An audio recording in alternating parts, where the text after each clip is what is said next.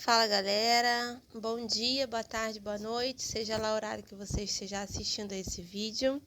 Hoje vamos dar continuidade à leitura do segundo girê do livro A Justiça é uma Mulher Negra, de Lívia Santana Vaz e da Kiara Ramos.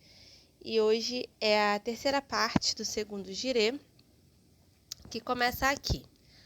Mulheres negras no sistema de justiça. O que não se conta é invisível e o que é invisível não tem direitos. Se não existe contagem, não existem pessoas. Maria Lúcia Santos Pereira.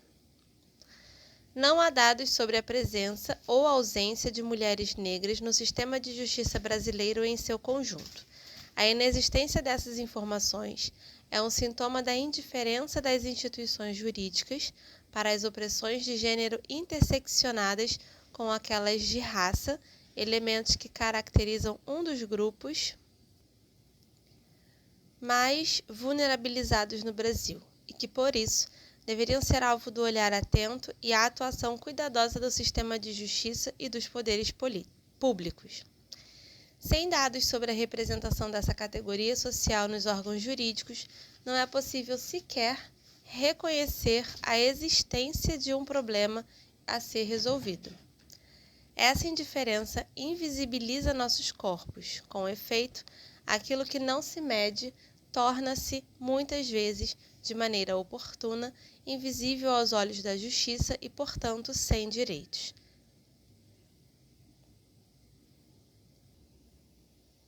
Recentemente, o quesito raça passou a ser considerado em alguns levantamentos de instituições jurídicas que, embora não tenham dificuldade em quantificar o número de mulheres em seus quadros, quando se trata de interseccionar as informações sobre raça e gênero, permanecem omissas. De todo modo, no que se refere ao perfil étnico-racial, os dados coletados evidenciam que a formação dos órgãos do sistema de justiça por si só já é um elemento flagrante de reprodução do racismo institucional. Em 2012, a Coordenadoria Nacional de Promoção da Igualdade de Oportunidades e Eliminação da Discriminação do Trabalho do Ministério Público do Trabalho apresentou o perfil do quadro de membros e membras, servidores e servidoras da instituição. Dos membros e servidores ativos, 67,90% eram brancos e 24,71% eram negros. Na categoria membros, a subrepresentação da população negra é ainda mais evidente, sendo que do número total de procuradores do trabalho, 77,35% se autodeclararam brancos e somente 19,16% negros.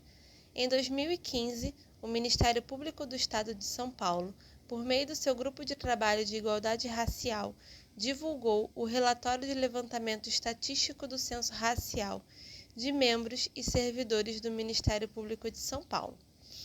Os dados dão conta de que 93% dos membros se autodeclararam brancos e somente 4% informaram ser negros. O relatório ressaltou que as pessoas negras representavam, à época, 35% da população de São Paulo. Nacionalmente, não há um levantamento do perfil étnico-racial do Ministério Público Brasileiro realizado pela própria instituição. Nada obstante, no estudo Ministério Público, Guardião da Democracia Brasileira, é uma pergunta. No estudo Ministério Público, Guardião da Democracia Brasileira, produzido pelo Centro de Estudos de Segurança e Cidadania em 2016, detectou-se que o Ministério Público Brasileiro é formado por 70% de homens, 76% de pessoas brancas e 60% de indivíduos oriundos de classes sociais altas, composição que, segundo a pesquisa, influencia na priorização de determinadas atribuições do órgão, em detrimento de outras. A área dos direitos das minorias étnicas, por exemplo, foi considerada como prioritária para apenas 4% das pessoas entrevistadas, mesmo percentual detectado para a área dos direitos de gênero. No âmbito da advocacia privada, o Censo Jurídico 2018, realizado pelo Centro de Estudos das Relações de Trabalho e Desigualdades, em parceria com a Aliança Jurídica pela Equidade Racial e a FGV de Direito São Paulo, indicou que advogados negros representam menos de 1% do corpo jurídico de grandes escritórios no Brasil. Pesquisas sobre a presença de mulheres nos órgãos judiciários têm retratado a persistência da desigualdade de gênero nesse setor, notadamente nos mais altos cargos das carreiras jurídicas. Todavia, se para as mulheres há barreiras para a ascensão na carreira, para as pessoas negras tais questões nem costumam ser levantadas, porque estas sequer acessam de maneira representativa essas instituições. Não é demais lembrar, para além de todos os espaços de poder que nos são negados, que nunca tivemos, por exemplo, uma mulher negra como ministra do Supremo Tribunal Federal. A propósito da desigualdade de gênero, o Conselho Nacional do Ministério Público lançou em 2018 o estudo Cenário de Gênero, que demonstrou uma realidade de baixa representação feminina nas posições de poder político e decisório da instituição. De acordo com os dados obtidos, os 4 ramos do Ministério Público da União e as 26 unidades dos Ministérios Públicos dos Estados possuem nos seus quadros 39% de mulheres e 61% de homens. Revelou-se também que, desde a Constituição Federal de 1988, foram registrados 73 mandatos de mulheres como procuradoras gerais de justiça contra 413 mandatos de homens, o que representa apenas 15% de lideranças femininas. No mesmo período, foram detectados 105 mandatos de mulheres como corregedoras gerais, contra 363 mandatos de homens, numa proporção de 22% de representação feminina. O próprio Conselho Nacional do Ministério Público reflete essa subrepresentação das mulheres, já que desde a sua criação em 2005, até a publicação da pesquisa, o órgão teve 11 mandatos de mulheres, 11%, e 87 mandatos de homens, 89%. Uma sondagem feita pela Folha de São Paulo e publicada em 1º de março de 2020 evidenciou a desigualdade de gênero nos tribunais de justiça dos estados.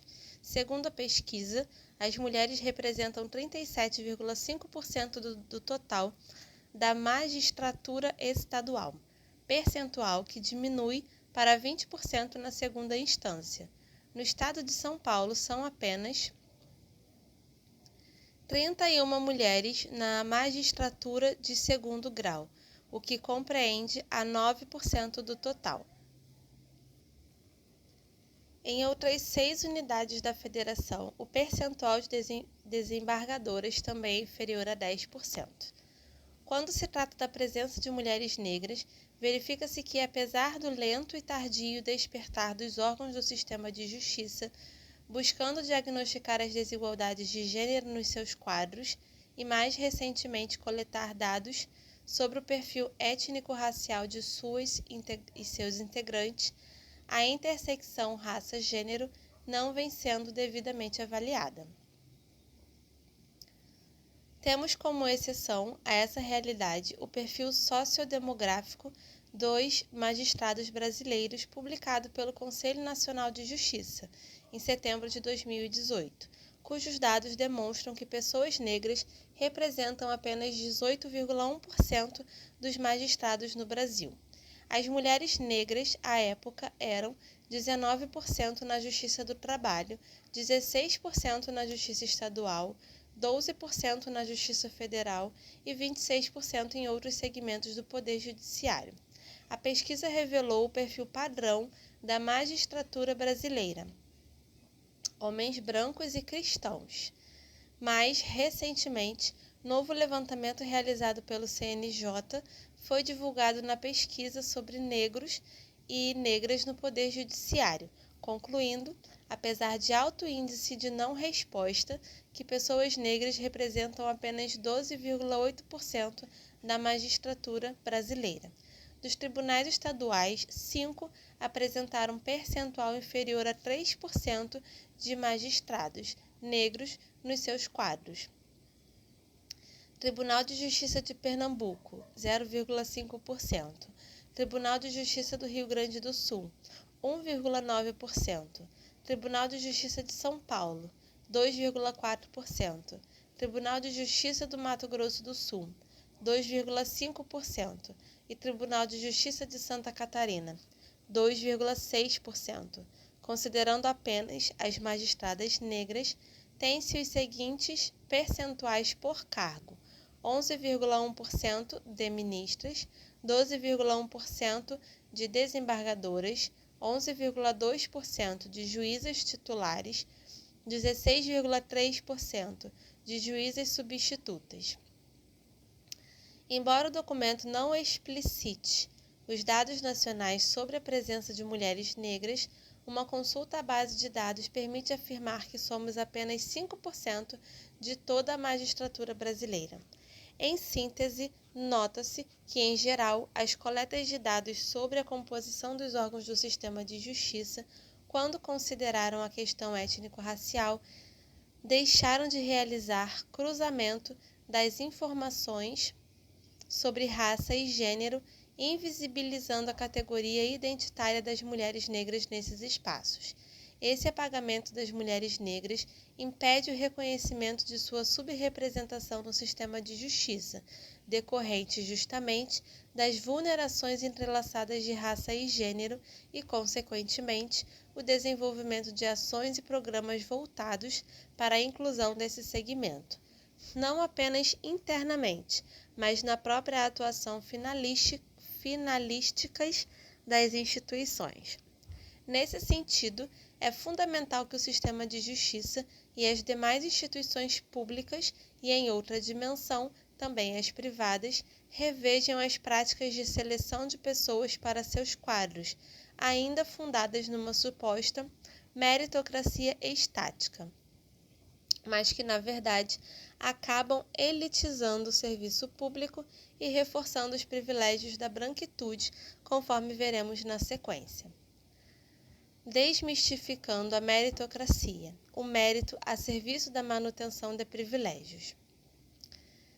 Tem que acreditar, desde cedo, a mãe da gente fala assim: filho, por você ser preto, você tem que ser 2 vezes melhor.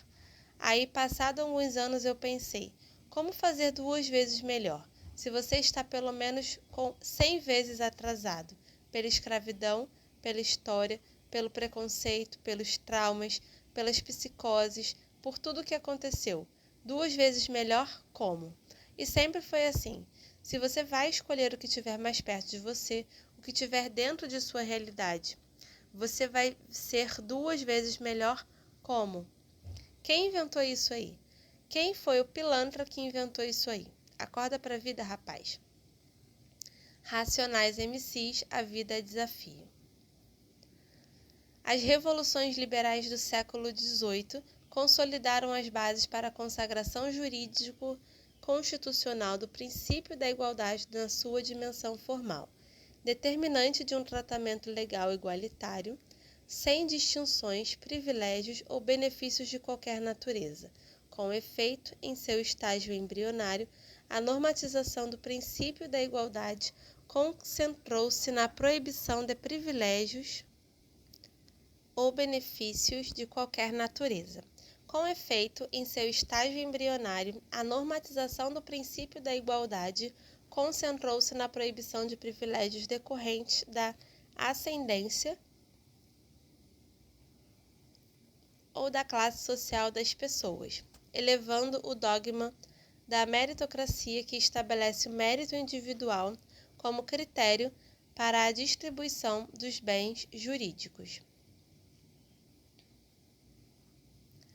Dessa maneira, o conteúdo jurídico da igualdade formal instituiu uma sociedade meritocrática fundada no princípio do achievement, ou realização, baseado na capacidade individual, e não mais no princípio da ascription, ou atribuição, assentado em regalias hereditárias.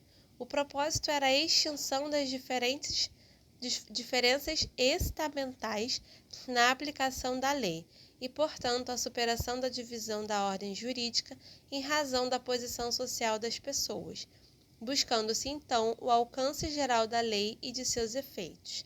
Mas será que a mitificação da meritocracia não estaria provocando seu desvirtuamento de modo a torná-la instrumento da manutenção dos privilégios que ela deveria repelir?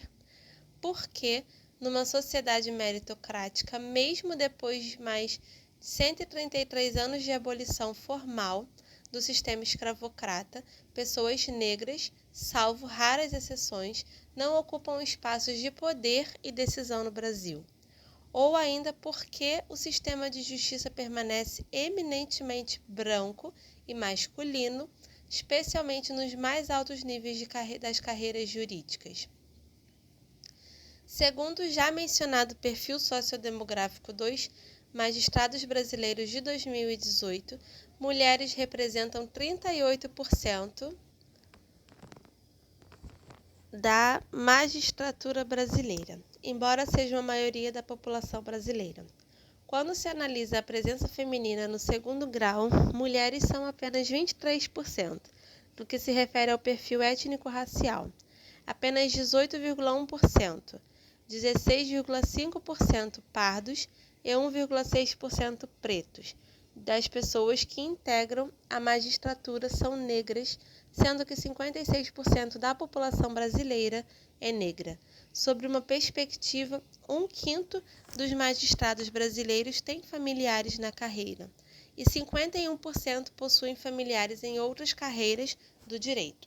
Será que essa hegemonia branca e masculina na magistratura brasileira e em todos os espaços de poder e decisão no Brasil é mesmo fruto da meritocracia? Afinal, quem define o que é mérito nas sociedades ditas meritocráticas? Na verdade, o monopólio do privilégio branco, decorrente da supremacia branca, tem como resultado o domínio da própria meritocracia transmitida seletivamente de geração a geração. Dito de outro modo, a elite branca brasileira detém não apenas o privilégio para acessar bens, recursos e status necessários para assegurar o acesso ao dito mérito, mas também o poder de definir o próprio mérito. A meritocracia brasileira, portanto, é brancocêntrica e androcêntrica. É preciso, nesse ponto, recordar que no Brasil, pessoas negras estiveram formalmente proibidas de frequentar a educação formal por décadas, primeiramente por meio do ato oficial complementar à Constituição Imperial de 1824, que proibia negros e leprosos de frequentarem as escolas. Em 1837, a Lei nº 1, de 14 de janeiro, em seu artigo 3º, proibia de frequentar as escolas públicas todas as pessoas que padecessem de moléstias contagiosas, os escravos e os pretos africanos, ainda que fossem livres ou libertos. Quase 2 décadas depois, foi publicado o Decreto 1331-A, de 17 de fevereiro de 1854, responsável por aprovar o regulamento para a reforma do ensino primário e secundário do município da Corte. Em seu artigo 69, o decreto estabelecia a proibição do acesso de escravos, assim como de meninos não vacinados ou que padecessem de moléstias graves. As escolas. Sob esse prisma, que por óbvio não esgota a complexidade das vulnerações e violências historicamente impostas à população negra, percebe-se que a atual corrida pela meritocracia no Brasil já começa, de partida, muito desigual. Nesse sentido, a defesa da meritocracia pura, que em grande medida pode ser traduzida como um apego à hegemonia, resulta na manutenção do status quo em prol dos mesmos grupos detentores de poder. A distribuição puramente meritocrática dos bens jurídicos não satisfaz os imperativos de justiça social, notadamente se a aquisição, a manutenção e a valorização de aptidões não são acessíveis a todas as pessoas de forma equitativa. Os méritos, portanto, não podem ser vistos como atributos estritamente individuais e estáticos, já que também são produzidos, transmitidos e atribuídos social e racialmente. A propósito dessa questão, é pertinente lembrar a Lei nº 5.465, de 3 de julho de 1968, conhecida como Lei do Boi, que dispunha sobre o preenchimento de vagas nos estabelecimentos de ensino médio agrícola e escolas superiores de agricultura e veterinária mantidos pela União. A lei reserva anualmente 50% das vagas a candidatos agricultores ou filhos destes, proprietários ou não de terras que residissem com suas famílias na zona rural, e 30% a agricultores ou filhos destes, proprietários ou não de terras que residissem em cidades ou vilas que não possuíssem estabelecimentos de ensino médio. Tratava-se, portanto, de cotas em instituições de ensino, inclusive superior, que beneficiavam principalmente filhos de fazendeiros, medida que nunca foi questionada por sua violação ao princípio do mérito, como é de costume se argumentar contra as cotas para pessoas negras nas universidades. Estas últimas medidas de reparação e redistribuição e não de manutenção e expansão do privilégio branco. De fato, é evidente que a Lei do Boi tinha como beneficiários homens brancos, já que pessoas negras não tiveram acesso à terra, em virtude da já mencionada Lei de Terras de 1850. Sob essa perspectiva, atribuir exclusivamente ao indivíduo a responsabilidade pelo status social que ocupa significa desconsiderar convenientemente o contexto, afastando a necessidade de intervenção estatal em matéria de redistribuição. Concluir sem qualquer análise crítica do contexto que a situação de desvantagem de determinados grupos raciais, ocupando persistentemente posições consideradas inferiores, superiores na sociedade, se deve puramente ao desempenho dos indivíduos, corresponde a atribuir a estes capacidades e desempenho conforme a raça. Sim, porque se cada sujeito é integralmente responsável ou culpado por suas conquistas e posições na sociedade, e indicadores demonstram, de modo recorrente, que pessoas negras obtêm resultados inferiores na hierarquia social. Ou se acredita que isso é produto do mero acaso, ou se atribui essa realidade a uma espécie de deficiência de mérito própria do grupo racial. Daí porque não é possível se falar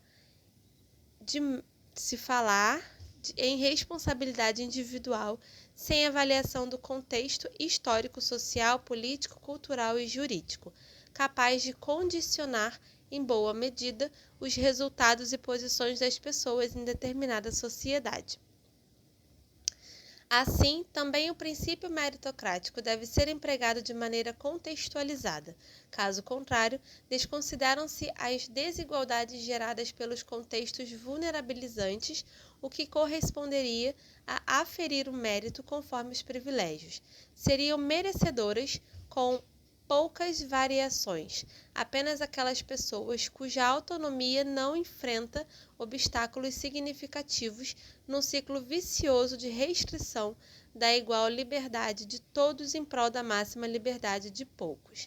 Nesse contexto, as ações afirmativas raciais, comumente criticadas sob o argumento de que violam o princípio do mérito, são medidas de fundamental importância para combater o monopólio do mero privilégio e a absolutização da meritocracia, a partir da sua contemporização com outros princípios e valores. As ações afirmativas na seara racial visam a reparação histórica, objetivam não somente a redistribuição de riquezas, mas também de direitos, de meios e de posições. Imprescindível para promover a desracialização hierárquica da sociedade. Por meio delas, opera-se não a eliminação do mérito nos mecanismos de seleção, mas a sua correção, a sua flexibilização, contextualização, de modo a proporcionar a igualdade de oportunidades nos espaços em que há acumulação racializada de oportunidades atribuíveis ao mérito. Voltando à discussão sobre o perfil do sistema de justiça brasileiro e de seus concursos públicos, é importante refletir sobre o efetivo compromisso dessas instituições com a democratização e abertura de seus quadros e, consequentemente, de seus serviços para a diversidade. Apesar da implementação do sistema de cotas nestes concursos, ainda testemunhamos a nomeação de turmas de magistrados promotores de justiça, defensores públicos e etc., inteiramente formadas por pessoas brancas. Esse resultado pode ser atribuído, em grande parte, aos critérios ditos puramente meritocráticos, definidos para o acesso às respectivas carreiras.